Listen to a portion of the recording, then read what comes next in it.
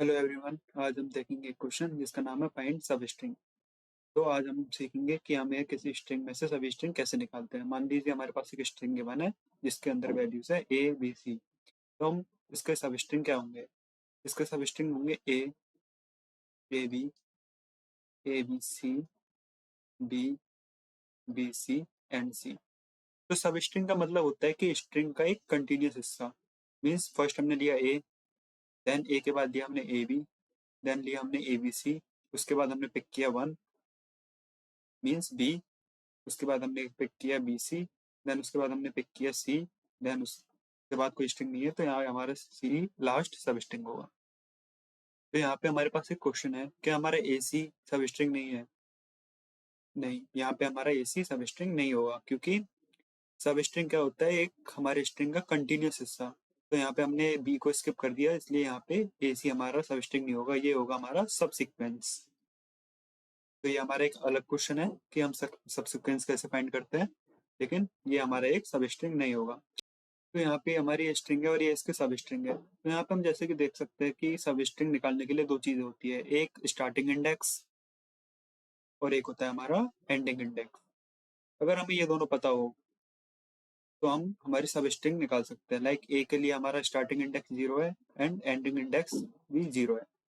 Then इस वाली सब स्ट्रिंग के लिए ए बी के लिए हमारा स्टार्टिंग इंडेक्स 0 है एंड एंडिंग इंडेक्स 1 है। ए बी सी के लिए हमारा स्टार्टिंग इंडेक्स 0 है एंड एंडिंग इंडेक्स 2 है। बी के लिए हमारा स्टार्टिंग इंडेक्स 1 है, बी सी के लिए हमारा स्टार्टिंग इंडेक्स 1 है एंड एंडिंग इंडेक्स 2 है, एंड सी के लिए हमारा इंडेक्स है 2। तो हमें फाइंड करना है हमारा starting index and ending index, जिससे हम लूप चला के हम हमारे पूरे सब स्ट्रिंग को यहाँ पे निकाल सकते हैं। तो अगर मैं स्टार्टिंग इंडेक्स फिक्स कर दूं और एंडिंग इंडेक्स फिक्स कर दूं और आगे बढ़ता जाऊं तो मुझे यहाँ पे हमारी पूरी सब स्ट्रिंग मिल जाएगी।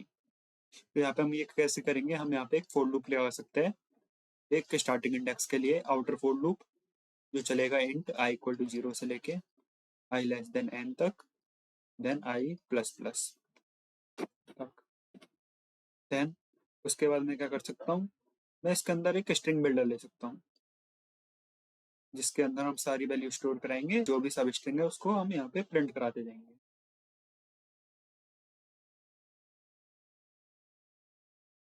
यहाँ पे मैंने अपना एक स्ट्रिंग बिल्डर ले लिया, उसके बाद मैं एक इनर फोर लूप लगाऊंगा एक हमारे एंडिंग इंडेक्स के लिए, एंडिंग इंडेक्स फाइंड करने के लिए, जो चलेगा इंट जे इक्वल टू आई से लेके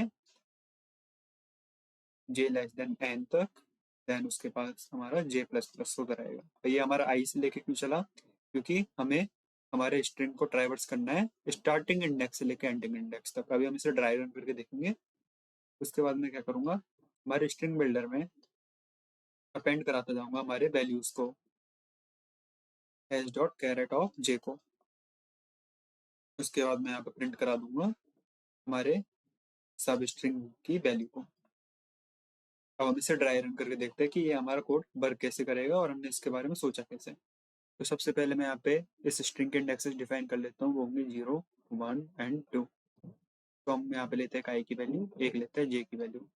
शुरू में इस फोर लूप में आई हमारा 0 है और मैं हमारे स्ट्रिंग बिल्डर को ले लेता हूँ यहाँ पे।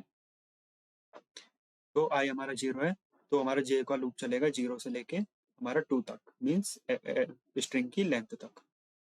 तो सबसे पहले हमारा एक न्यू स्ट्रिंग बिल्डर क्रिएट हुआ, उसके बाद हम गए इनर लूप की तरफ। फर्स्ट हमारा जे इक्वल टू रहेगा 0, आई इक्वल टू 0 पे जे इक्वल टू रहेगा 0 से। तो एच डॉट कैरेट ऑफ 0 पे हमारा वैल्यू है ए, तो सबसे पहले स्ट्रिंग बिल्डर में ऐड हो जाएगा ये और ये हो जाएगा हमारा प्रिंट। देन उसके बाद हमारा जे की वैल्यू बढ़ेगी 1, तो हमारे पास आएगी वैल्यू बी। तो स्ट्रिंग बिल्डर में ऐड होगा ए बी। ए हमारा पहले से ऐड था तो हमारा ऐड हो गया अब बी। अब हम इसको भी प्रिंट करा देंगे यहाँ पे अंदर ही फोर लूप के। देन जे की वैल्यू होगी हमारी 2, तो हमारे पास आया सी, तो ए भी हमारे पास पहले से है तो हमारे पास सी और ऐड हो जाएगा, तो फिर हम इसे प्रिंट करा देंगे।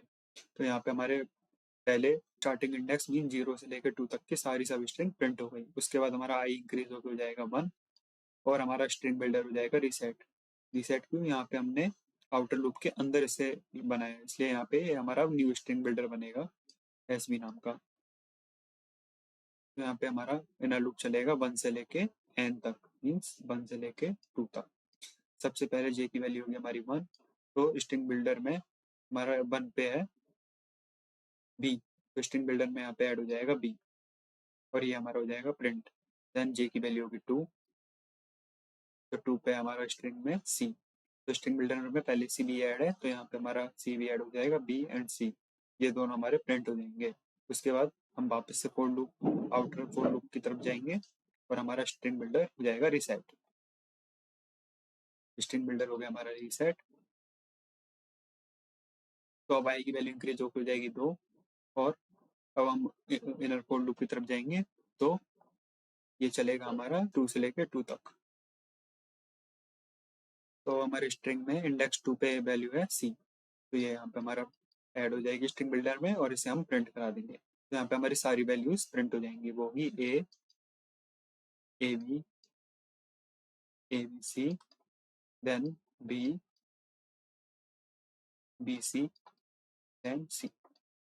तो हमारे पास यहाँ पे एक फॉर्मूला भी होता है टोटल सब स्ट्रिंग फाइंड करने का, n into n plus 1 divided by 2। तो इसकी लेंथ है यहाँ पे हमारी 3 स्ट्रिंग की, तो 3 इंटू 4 डिवाइडेड बाई 2, वो होगा हमारे पास 12 डिवाइडेड बाई 2 बराबर 6। तो यहाँ पे हमारी 6 सब स्ट्रिंग आ गई ये। तो यहाँ पे हमारे इस कोड की टाइम कॉम्प्लेक्सिटी होगी, वो होगी big of O n cube. यहाँ पे ये क्यों हुआ, क्योंकि यहाँ पे हमारे टू फोर लूप चल रहा है जिसकी टाइम कॉम्प्लेक्सिटी होगी एन स्क्वायर। देन यहाँ पे हमारा एक एक सब स्ट्रिंग प्रिंट हो रहा है, इसकी वजह से हमारे यहाँ पे टाइम कॉम्प्लेक्सिटी हुई एन क्यू, और इसकी स्पेस कॉम्प्लेक्सिटी होगी बिग ऑफ एन।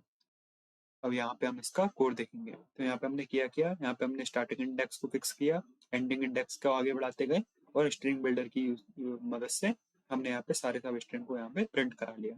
तो यहाँ पे मैंने एक सब स्ट्रिंग नाम की जावा क्लास बनाई है जिसके अंदर मैंने एक मेन फंक्शन डिफाइन किया है। फर्स्ट मैं यहाँ पे एक स्ट्रिंग डिफाइन करूंगा इस नाम से, जिसके अंदर वैल्यू होंगी A B and C.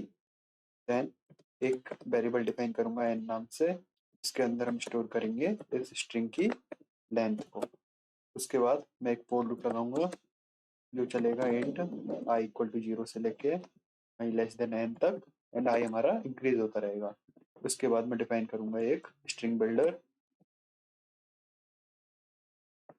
SV नाम का, एंड न्यू स्ट्रिंग बिल्डर।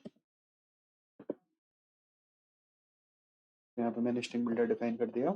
उसके बाद मैं एक और फॉर लूप लगाऊंगा, वो चलेगा इंट जे इक्वल टू आई से लेके जे लेस देन एन तक, और हमारा जे यहाँ पे इंक्रीज होता रहेगा, क्योंकि हमें स्टार्टिंग पोजीशन हमने यहाँ पे आई रखी है और एंडिंग पोजीशन है हमारी एन, इसलिए हमने यहाँ पे ये जे लूप आई से चलाया है। उसके बाद मैं एस बी में अपेंड करूंगा हमारा हैश डॉट हर एक कैरेक्टर को, कैरेट ऑफ आई जे को। उसके बाद मैं यहाँ पे प्रिंट कराते जाऊंगा हमारा आउटपुट, मीन्स हमारे स्ट्रिंग बिल्डर को, S B dot to string.